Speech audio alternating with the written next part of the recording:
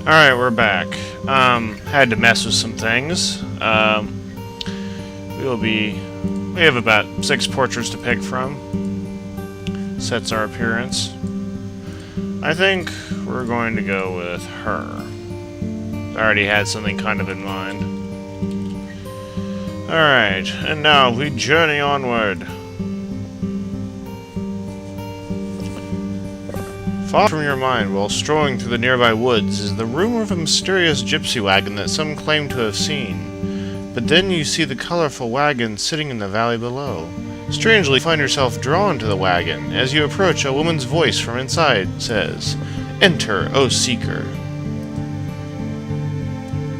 Upon entering, you find an old gypsy sitting in a curtained room. In front of her is a table upon which sit 2 incense bowls. The ancient gypsy smiles as she says, "We have been waiting a long time, but at last you have come. Sit here and I shall read the path of our future." She throws some powder into the bowls that causes a thick blue smoke to boil upwards from them. Staring into the smoke, she says, "Let us begin the casting." Oh, this actually has to do with character generation, strange though that is. Thou hast been prohibited by thy absent lord from joining thy friends in a close-pitched battle. Refrain, so thou may honestly claim obedience, show valor, and aid thy We must show valor and aid thy comrades, knowing thou wilt deny it later. Thou hast been taught to preserve all life as sacred. A man lies fatally stung by a venomous serpent, and he pleads for a merciful death.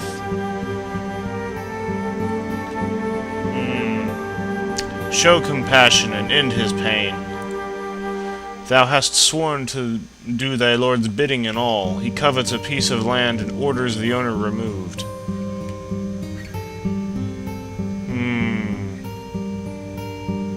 Serve justice in refusing to act, thus being disgraced. Click. Thou art an elderly, wealthy eccentric. Thy end is near.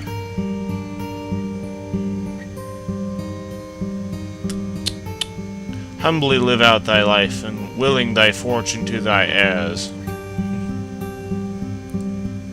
After 20 years thou hast found the slayer of thy best friends. The villain proves to be a man who provides the sole support for a young girl. Spare him out of compassion for the girl.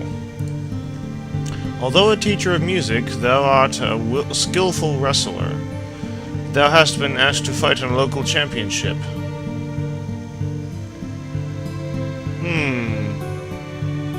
Humbly decline, knowing thou art sure to win.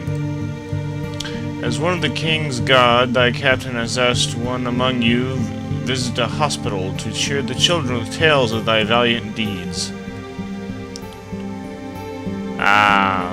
Tempting. Tempting, because this can be seen as a virtue in its own right. Show thy compassion for the children and play the braggart. Oh dear. Thus began thy quest as chronicled in Ultima IV, Quest of the Avatar. With the defeat of the Triad of Evil marking the end of the 3 ages of darkness, the lands of Britannia entered a new age of enlightenment. A champion was needed to show the peoples of Britannia the long-neglected path to virtue. You were chosen to be this champion. Heroically did you grow strong in the ways of the 8 virtues. Honesty, compassion, valor, justice, sacrifice, honor, spirituality, and humility. By many great deeds did you gain understanding of truth, love, and courage, thus becoming the first mortal to set eyes upon the Codex of ultimate wisdom. Upon completing your heroic quest, having shown the landsmen of Britannia the way of the Avatar, you return to your world, an Avatar in your own right. This is a long intro. The Summoning. From nowhere, smoky wisps of cloud begin to form in the clear, moonlit sky. In a few short moments, the sky is filled with dark, ominous clouds that completely block the moon's pale light. Your bedroom is bathed in quiet darkness as you lie sleeping lightly. Something rouses you and your eyes open sleepily to be met by a soft blue glow reflecting on the wall. Slowly, you turn your head until you can see the source of the light. You take a quick breath and you see that the light is emanating from a shimmering circle suspended over your bed. As you look at the light, a darkening begins to appear in its center. The darkening gradually materializes into a form you suddenly recognize as the Codex of Ultimate Wisdom. The last time you saw such as this was beyond the circle of stones in the nearby woods. That prior occasion marked the quest that forever changed the course of your life. She looks very tired. Like she's been through 4 games.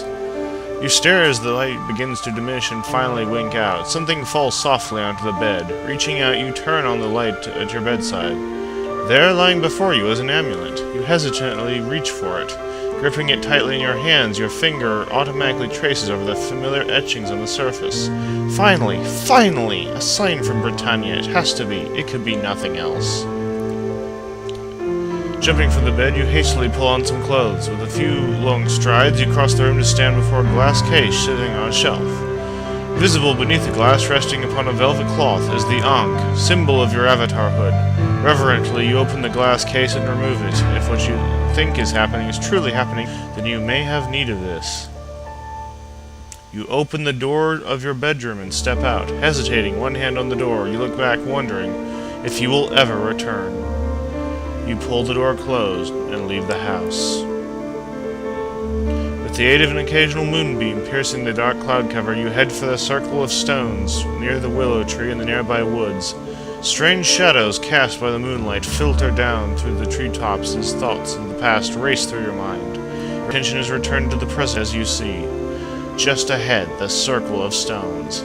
Often had you come here and sat for hours at a time, hoping to once again see the shimmering blue door that would allow you to return to Britannia.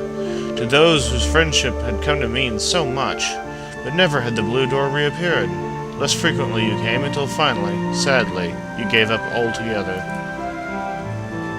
With renewed hope, you stand before the circle of stones, the Ankh in one hand and the amulet in the other. Minutes slip by and nothing happens. Impatience turns to anxiety. The gate must open. The mystical arrival of the amulet could mean nothing else. Long do you stand there until the amulet slips from your grip and falls within the circle of stones. While you stare dejectedly at the amulet lying within the circle, you notice a blue shimmering in the air above the amulet. Looking down at the Ankh in your hand, you see it is enveloped in a soft blue. Carefully, you place the glowing Ankh beside the amulet. Instantly, a shimmering blue door springs up. With heart beating rapidly, you step into it. Yeah, I don't think my hair looks like that, but I'm not going to complain too much. The arrival. Your senses are jerked from their momentary disorientation by a blinding streak of lightning that strikes with a thunderous crash no more than 100 feet from you. You are standing in a clearing surrounded by dark and forbidding forest. Overhead, roiling black clouds fill the sky while thunder and lightning continue to crash down around you. Britannia! It must be Britannia. But something is wrong. Instead of the sense of elation expected upon returning here after all these years, you are overcome with a foreboding sense of wrongness. My friend! Shouts someone from behind you. A familiar voice from the past causes you to whirl about. Racing towards you is Shamano, someone you thought you might never see again. Strongly grasping your hand, he exclaims, "We were afraid the summoning would fail.